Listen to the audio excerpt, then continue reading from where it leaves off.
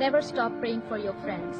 जी, अपने दोस्तों, अपने भाई बहनों के लिए प्रार्थना करना कभी भी बंद ना करें। जब हम बाइबल में पढ़ते हैं, डैनियल की पुस्तक में हम जाते हैं तो हम देखते हैं कि डैनियल के जो दोस्त होते हैं, 3 दोस्त शद्रक, मेशक और अबेदनगो, जब इनको धधकती आग में डाला जाता है तो किस तरह से परमेश्वर इनके लिए उतर आता है और ये लोग बच जाते हैं। लिखा है कि ऐसी धधकती आग में जिसको बढ़ा दिया गया था, ऐसी धधकती आग में उनका मोजा तक, उनका सॉक्स तक नहीं जला था।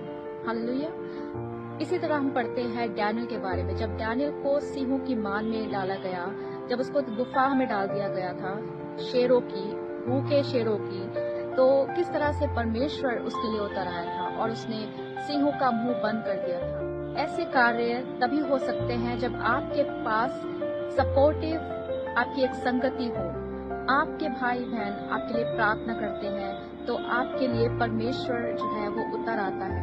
आप जानते हैं कि बाइबल में कुछ भी व्यर्थ में नहीं लिखा है। अगर वहाँ पे कुछ लिखा है तो वो हमें समझाने, हमारे लाइफस्टाइल के बारे में, जैसे कि हमारा जीवन होना चाहिए, उस बारे में बताने के लिए हमारे लिए एग्जाम्पल्स, हमारे लिए उदाहरण दिए गए। तो बताना चाहती हूँ कि जब हम संगति करते हैं तो सच में क्या होता है कि परमेश्वर आपके बीच में 2 तरह से काम करता है। देखिए, पहला कि आप एक दूसरे को सपोर्ट करते हैं, आप एक दूसरे को वचन से लिफ्ट अप करते हैं, आप दूसरे को एनकरेज करते हैं। और इस बात का ध्यान रखिए कि मैं यहाँ पे गर्लफ्रेंड और बॉयफ्रेंड की बात नहीं कर रही हूँ, बट जब आप एक बहनों के साथ, भाई के साथ, या आप ग्रुप में भी संगति कर रहे हैं तो आप एक दूसरे का सपोर्ट बनते हैं। दूसरा, आपकी जो प्रार्थनाएं हैं जो आप साथ मिलकर करते हैं, क्योंकि जैसा कि वचन बताता है कि जहाँ पे 2 या 3 उसके नाम से इकट्ठा होते हैं वो उनके मध्य में होता है। तो जब आपकी प्रार्थनाएं आप इकट्ठे होकर करते हैं तो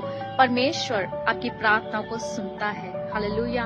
मैं ये नहीं कहूंगी कि परमेश्वर तब नहीं सुनता जब आप अकेले में होते हैं, तब भी वो कार्य करता है, बट इफेक्टिवनेस जो है, जो एक प्रभावशाली जो संगति है, वो बंधनों को तोड़ सकती है। और यीशु मसीह ने जब चेलों को भेजा, लिखा है कि उन्होंने चेलों को भेजा, यानी कि फॉलोवर्स को भेजा, 2-2 करके भेजा, यानी कि एक गिरे तो दूसरा उसको संभाल ले, ऐसा बाइबल हमें बताती है। लेकिन यहाँ पे हम अगर यही बात अकेले करेंगे, एक दूसरे को हम कैसे लिफ्ट अप करेंगे, हम कैसे मोटिवेट करेंगे। और देखिए, अंत का समय है, जिस तरह वचन हमें बताता है इब्रानियों की पुस्तक में, जो तुम उस दिन को निकट आते देखो, संगति करना, मिलना ना छोड़ो और एक दूसरे को उस आग में से झपट कर बाहर निकालो। तो ये काम है संगति का। एक अगर गिरेगा तो दूसरा उसको उठाता है, एक अगर कमजोर होगा तो दूसरा उसको बलवंत बनाता है।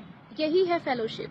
और इसीलिए परमेश्वर ने हमें नहीं अकेला छोड़ा, उसने हमें पवित्र आत्मा दिया है और फिजिकली हम जो है आपस में मिलकर संगति कर सकते हैं। इसलिए मेरे प्रियो, मेरी बहनों, मेरे भाइयों, अगर आप कोई भी संगति में नहीं है, अगर आपके पास एक भी जन नहीं है, तो मैं आपको एनकरेज करूंगी कि आप अपनी लाइफ में 2 लोग, कम से कम 2 लोग इकट्ठा होना शुरू करें परमेश्वर के नाम में। और देखिए, आप यीशु मसीह के नाम से कितने ज्यादा आप भर जाएंगे, क्योंकि परमेश्वर आपसे बातें करेगा। हालेलुया।